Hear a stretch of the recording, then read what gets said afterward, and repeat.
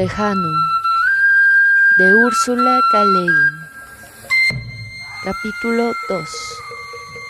Hacia el nido del halcón.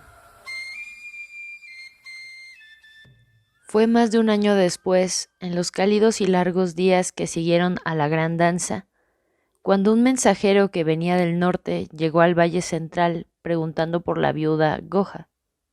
Los aldeanos le indicaron el camino y llegó a la granja de los robles al atardecer. Era un hombre de rostro aguzado y mirada vivaz. Miró a Goja y miró las ovejas que había en el corral a sus espaldas y dijo: «Buenos corderos, el mago de Re Alvi te manda a llamar». «¿Él te envió?», le preguntó Goja, incrédula y divertida. Cuando Ogión la necesitaba, recurría a mejores mensajeros y más veloces. La llamada de un águila o su sola voz pronunciando suavemente su nombre. «¿Vendrás?». El hombre asintió. «Está enfermo», le dijo. «¿Querrías vender alguna hembra?». «Tal vez, si quieres. Puedes hablar con el pastor. Está allá al otro lado del cerco». «¿Quieres comer?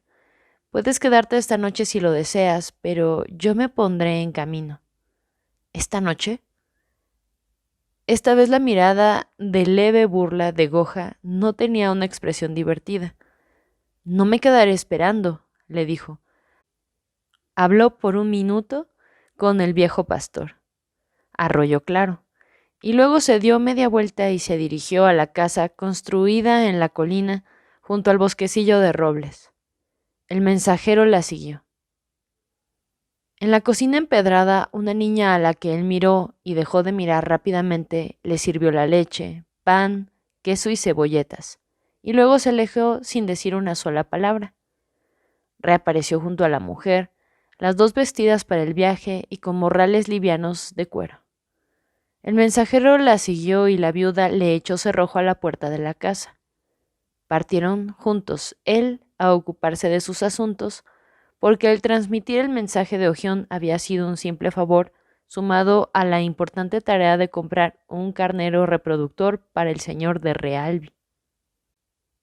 Y la mujer y la niña quemada se despidieron de él cuando el sendero se desvió hacia la aldea.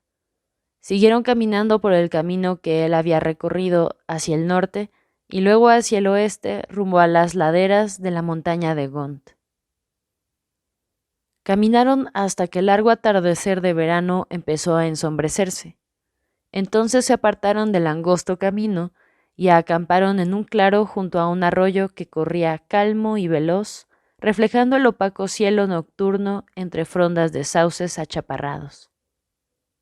Goja hizo una cama con pastos secos y hojas de sauce, oculta en la espesura como la silueta de una liebre, y envolvió a la niña en una manta que extendió encima.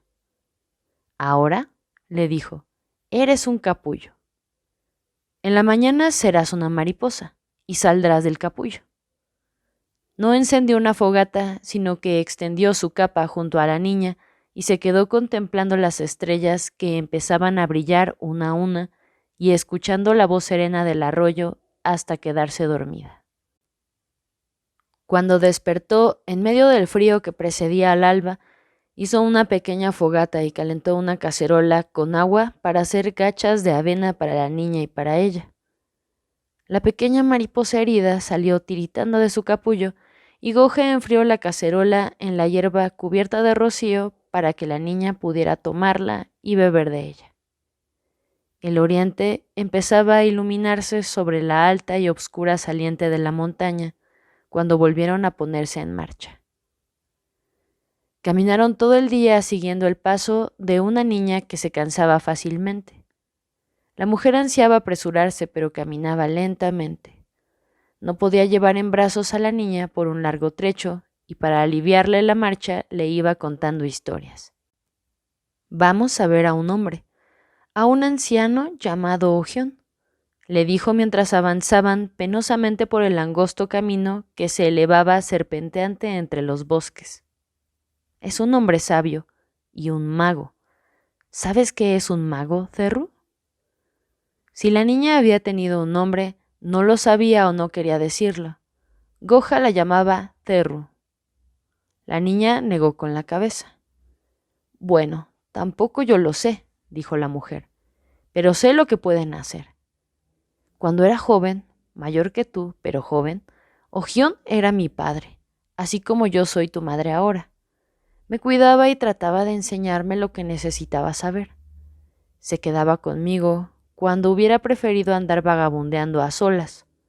Le gustaba caminar, recorrer todos esos senderos como nosotras ahora y andar por los bosques, por lugares agrestes.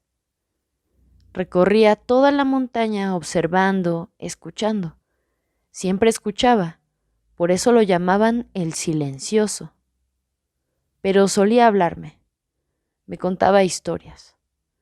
No solo las historias importantes que todos aprenden, historias de héroes y de reyes y de cosas que ocurrieron hace mucho tiempo y muy lejos, sino también historias que solo él conocía. Siguió caminando por un trecho antes de continuar. Ahora te voy a contar una de esas historias. Una de las cosas que saben hacer los hechiceros es transformarse, adoptar otra forma, cambiar de forma, así lo llaman. Cualquier mago puede tomar la apariencia de otra persona o de un animal, de modo que por un minuto no sabes qué estás viendo, como si se hubiera puesto una máscara. Pero los hechiceros y los magos pueden hacer mucho más que eso. Pueden convertirse en la máscara. Pueden transformarse realmente en otro ser. Por eso, si un hechicero quisiera cruzar el mar y no tuviese una barca, podría convertirse en una gaviota y atravesarlo volando. Pero tiene que tener cuidado. Si se queda convertido en pájaro, comienza a pensar lo que piensa un pájaro y se olvida de lo que piensa un hombre. Y puede lanzarse a volar y ser una gaviota y no volver a ser un hombre nunca más. Por eso dicen que hubo una vez un gran hechicero al que le gustaba transformarse en oso y lo hacía muy a menudo. Y se convirtió en oso y mató a su propio hijito.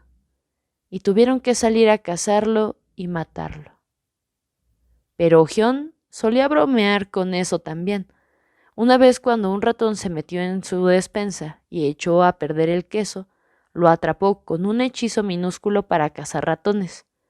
Lo sostuvo en alto así y lo miró a los ojos y le dijo: «Te dije que no te hicieras el ratón». Y por un instante pensé que hablaba en serio. Bueno, esta historia trata de algo parecido al cambiar de forma, pero Gion decía que superaba todo lo que él sabía sobre los cambios de forma, porque consistía en ser dos cosas, dos seres a la vez, y con la misma forma, y decía que esto superaba el poder de los hechiceros, y era algo que había visto en una pequeña aldea en la costa del noroeste de Gont, en un lugar llamado Kemai. Allí había una mujer, una vieja pescadora que no era una bruja, no era una persona culta, pero inventaba canciones. Así es como Gion oyó hablar de ella. Andaba por allí sin rumbo fijo, como solía hacer, recorriendo la costa, escuchando, y oyó cantar a alguien que estaba remendando una red o calafateando una barca, y que iba cantando mientras trabajaba. Más al oeste que el oeste, más allá de la tierra, mi pueblo danza en el otro viento. Ogión oyó la melodía y los versos, las dos cosas, y nunca había oído hasta entonces, de modo que preguntó de dónde venía la canción. Y de respuesta en respuesta dio por fin con alguien que le dijo: «Ah, esa es una de las canciones de la mujer de Kemai». Así que siguió caminando hasta Kemai, el pequeño puerto pesquero donde vivía la mujer, y encontró su casa cerca del puerto, y llamó a la puerta con su vara de mago, y ella fue y abrió la puerta. Bien, tú sabes, recuerdas cuando hablamos de los nombres, de que los niños tienen nombres de niños y todos tienen un nombre común y quizá también un sobrenombre. Distintas personas te pueden llamar de distintas maneras. Tú eres mi Terru, pero cuando seas mayor quizá tengas un nombre árdico común. Pero cuando te conviertes en mujer, si todo se hace como corresponde, también recibirás tu nombre verdadero. Te lo dará alguien que tenga verdadero poder, un hechicero o un mago, porque ese es su poder, su arte, dar nombres. Y es posible que nunca le reveles ese nombre a otra persona, porque tu verdadero nombre encierra tu verdadero ser. Es tu fuerza, tu poder. Pero para otro es un peligro o una carga. Solo se puede revelar en caso de extrema necesidad o de extrema confianza. Pero un gran mago, que conoce todos los nombres, puede saberlo sin que tú se lo reveles.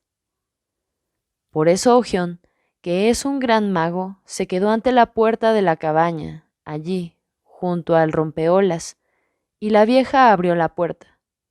Entonces Ogión retrocedió y levantó su vara de roble, y levantó la mano también, así como si tratara de protegerse del calor de una hoguera, y en su asombro y temor dijo el verdadero nombre de la mujer en voz alta: ¡Dragón! En ese primer momento, me dijo, no fue una mujer lo que vio en la puerta, sino una gloriosa llamarada y un brillo de escamas y garras doradas, y los enormes ojos de un dragón. Dicen que no hay que mirar a un dragón a los ojos. Entonces todo desapareció, y dejó de ver al dragón, y solo vio a una anciana de pie allí, en la puerta, algo encorvada, una vieja pescadora alta y de manos grandes. Ella le devolvió la mirada y le dijo: «Entrad, señor Ogión». De modo que él entró. Ella le sirvió sopa de pescado y los dos comieron y después se quedaron charlando junto al fuego. Él suponía que ella debía de ser un ser que cambiaba de forma, pero no sabía, ¿me entiendes? Si era una mujer que podía convertirse en dragón o dragón que podía convertirse en mujer. Así que al cabo de un rato le preguntó: ¿eres una mujer o un dragón? Y ella no le respondió, sino que le dijo: te cantaré una historia que conozco. Terru tenía un pedrusco en el zapato. Se detuvieron para sacarlo, siguieron caminando muy lentamente, porque el camino se elevaba en una pendiente empinada entre terraplenes de piedras aguzadas cubiertos de arbustos, donde cantaban las cigarras en el calor estival. Esta es la historia que le cantó a Ogión.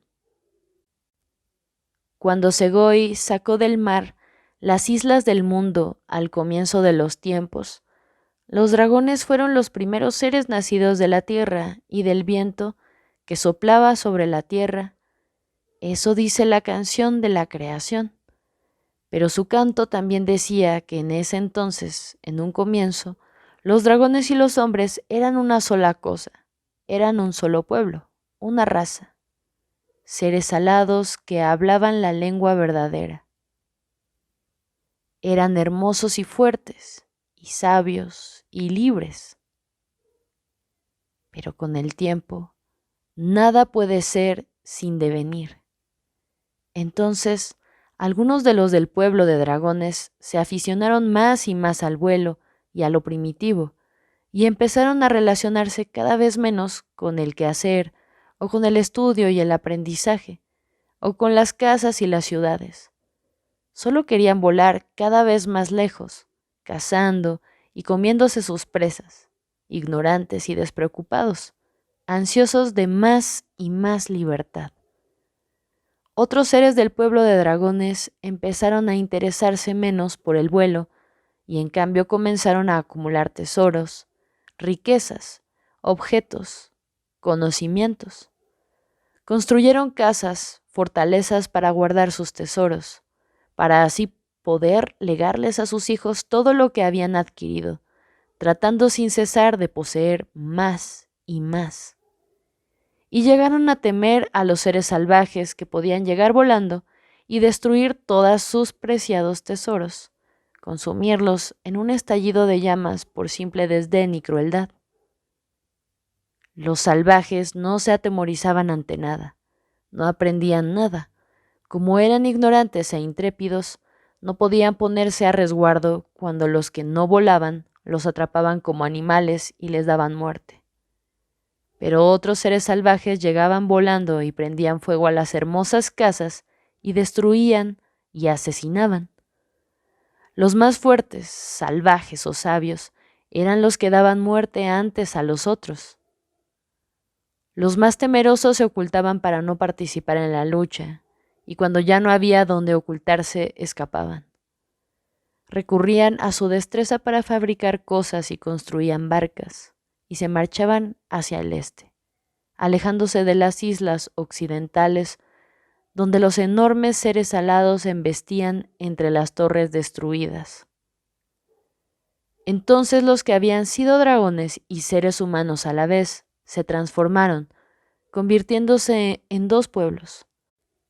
Los dragones, siempre menos numerosos y más primitivos, dispersos por su codicia y su cólera infinitas e insensatas, en las lejanas islas del confín del poniente. Y los seres humanos, multiplicándose sin cesar en sus opulentos pueblos y ciudades, ocupando las islas interiores, y todo el sur y el este. Pero algunos de ellos conservaron el saber de los dragones, la lengua verdadera de la creación, y esos son ahora los hechiceros. Pero, como dice la canción, entre nosotros también hay algunos que saben que antaño fueron dragones, y entre los dragones hay algunos que saben de su parentesco con nosotros. Y estos dicen que cuando el pueblo único se convirtió en dos pueblos, algunos de ellos que aún eran seres humanos y dragones, que aún tenían alas, no se marcharon hacia el este, sino hacia el oeste, por sobre el mar abierto, hasta llegar al otro lado del mundo. Allí viven en paz, como enormes seres alados a la vez salvajes y sabios, con mente humana y corazón de dragón. Y entonces la mujer cantó: más al oeste que el oeste, más allá de la tierra, mi pueblo danza en el otro viento. Esa fue la historia que relató en su canción la mujer de Quemai, y terminaba con esas palabras. Entonces Ogión le dijo: cuando te vi por primera vez vi tu ser verdadero. Esta mujer que está sentada frente a mí al otro lado del hogar no es más que la vestimenta que lleva. Pero ella sacudió la cabeza y se echó a reír, y lo único que dijo fue: si fuera así de simple. Entonces, después de un tiempo, Ogión regresó a Realbi, y cuando me contó la historia me dijo: desde ese día no he dejado de preguntarme si alguien, hombre o dragón, ha llegado jamás más al oeste que el oeste, y quiénes somos, y en qué reside nuestra plenitud. ¿Te está dando hambre, Terru? Parece que hay un buen sitio para sentarse allá arriba, en ese recodo del camino. Tal vez desde ese lugar alcancemos a divisar el puerto de Gont, a lo lejos, al pie de la montaña. Es una gran ciudad, más grande que el Balmut. Nos sentaremos cuando lleguemos a la curva y descansaremos un rato.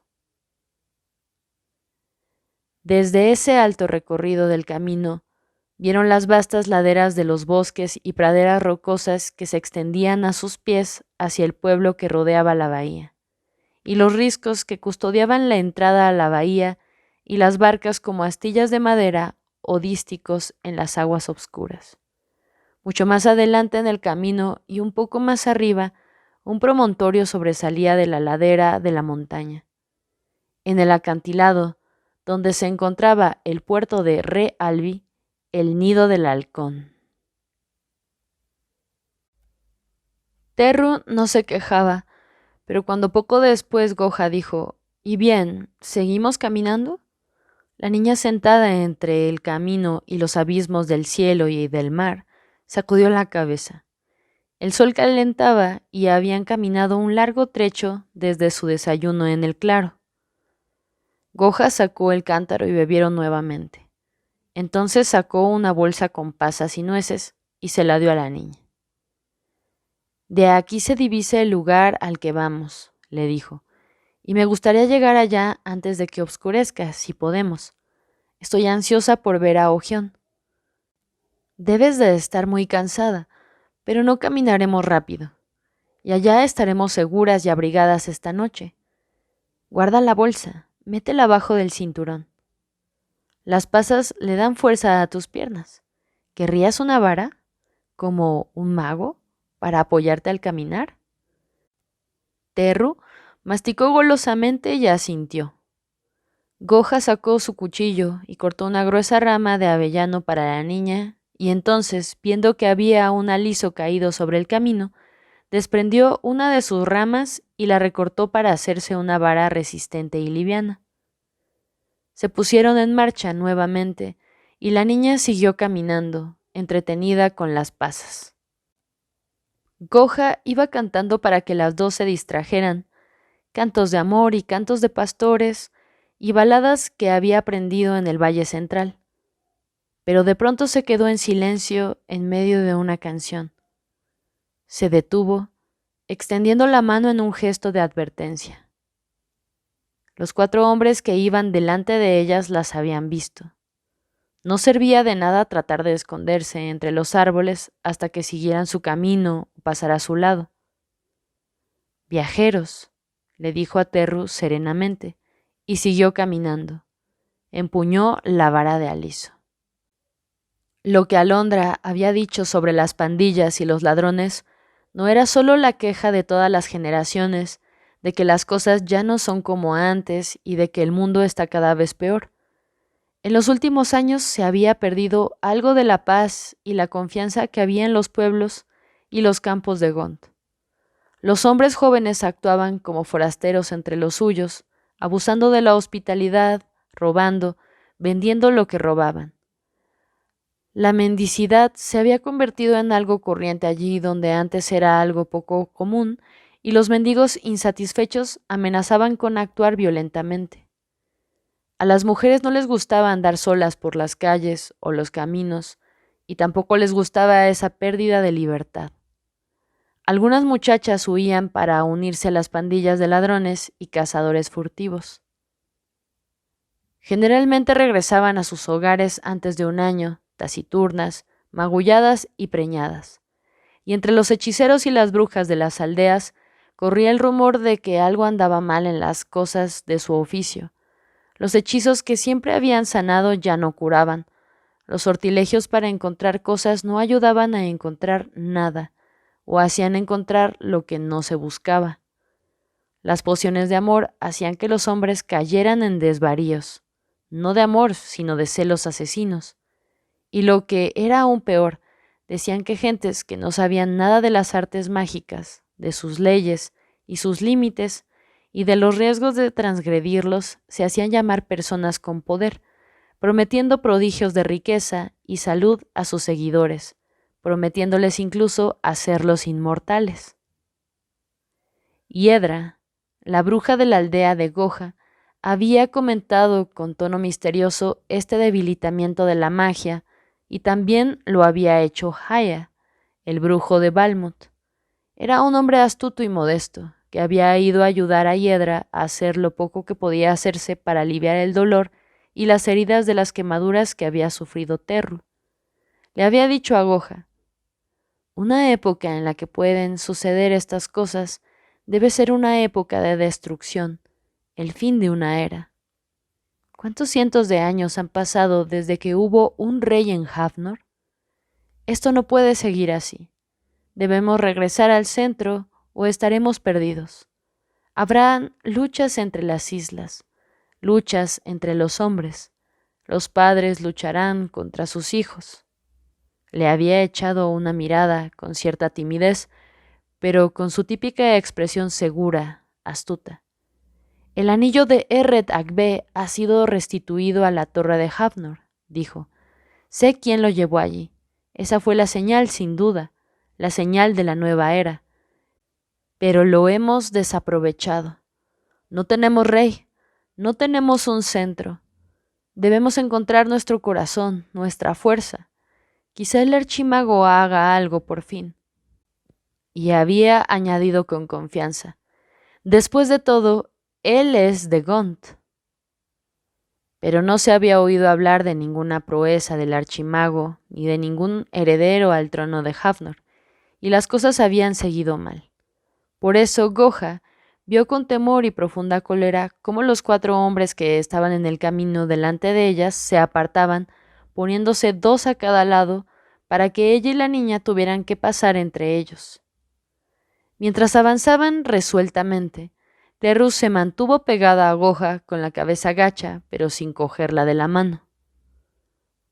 Uno de los hombres, un individuo de pecho prominente y con bigote negro e hirusto que le caía sobre la boca, comenzó a hablar con una leve sonrisa. «Oye tú», le dijo, pero Goja habló al mismo tiempo y en voz más alta. «Apártate de mi camino», le dijo, alzando la vara de aliso como si fuese la vara de un hechicero. «Tengo que ver a Ogión». Pasó caminando a trancos largos entre los hombres y siguió sin desviarse, con Terru trotando a su lado. Los hombres que interpretaron su atrevimiento como una brujería no hicieron un solo movimiento. Tal vez el nombre de Ogión seguía siendo poderoso, o tal vez había cierto poder en Goja o en la niña, porque cuando las 2 hubieron pasado, uno de los hombres dijo: «¿Visteis eso?», y escupieron e hicieron un gesto para conjurar el mal. «Esa bruja y su mocosa monstruosa», dijo otro, «dejadlas pasar». Otro hombre, un hombre con gorra y gabán de cuero, se quedó quieto, mirando por un instante mientras los demás seguían indolentemente su camino. Su rostro tenía un aspecto enfermizo y dolorido, pero parecía que iba a volverse para seguir a la mujer y a la niña, cuando el hombre del bigote lo llamó: «¡Ven, diestro!», y él obedeció. Después de desaparecer tras el recodo del camino, Goja tomó a Terru en brazos y avanzó presurosa con ella hasta que tuvo que soltarla y detenerse jadeando. La niña no hizo ninguna pregunta y no trató de que se quedaran allí. Apenas Goja pudo retomar la marcha, la niña comenzó a caminar a su lado lo más rápidamente que podía, cogida de su mano. «Estás roja», le dijo, «como una llama». Rara vez hablaba y no lo hacía con claridad, porque tenía una voz muy ronca, pero Goja la entendía. «Estoy enfadada», dijo Goja con una especie de carcajada. «Cuando estoy enfadada me pongo roja, como vosotros los rojos, los bárbaros de las tierras del oeste. Mira, allá adelante hay un pueblo, debe ser Manantial de los Robles. Es la única aldea que hay en este camino. Nos detendremos allí y descansaremos un poco. Tal vez consigamos algo de leche. Y entonces, si podemos seguir, si crees que puedes caminar hasta el nido del halcón, llegaremos allá al caer la noche, espero». La niña asintió. Abrió la bolsa de pasas y nueces y comió unas pocas. Siguieron caminando fatigosamente. El sol ya se había puesto hacía mucho cuando atravesaron la aldea y llegaron a la casa de Ogión en la cima del risco. Las primeras estrellas brillaban sobre una oscura masa de nubes en el poniente, sobre el alto horizonte del mar. Soplaba un viento marino que inclinaba las cortas hierbas. Una cabra balaba en la pradera que se extendía detrás de la casa baja y pequeña. La única ventana brillaba con una tenue luz amarilla. Goja apoyó su vara y la de Terru en el muro, junto a la puerta, y cogió la mano de la niña y golpeó una sola vez. No hubo respuesta. Empujó la puerta. El fuego del hogar se había apagado, convirtiéndose en carbonilla y cenizas grises, pero en la mesa una lámpara de aceite despedía un minúsculo rayo de luz, y desde su jergón extendido en el suelo, en el rincón más alejado del cuarto, Ogión dijo: «Entra, Tenar».